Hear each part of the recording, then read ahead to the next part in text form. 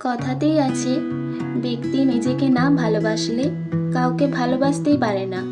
তাই নিজের সুন্দর মুখ যদি না দেখতে পায়, তাহলে ব্যক্তি নিজেকে ভালোবাসবে কিভাবে? আয়না ব্যক্তির প্রতিবিম্ব ফুটিয়ে তোলে, যার মাধ্যমে আমরা আমাদের সুন্দর মুখমণ্ডল দেখতে পাই। তাকে সুন্দরভাবে না সাজালে হয়? তাই তো আজ বাড়িতে থাকা পুরনো আয়নাটাকে সাজাতে বসলাম। এই আয়নাটা মা কিনে এনেছিল।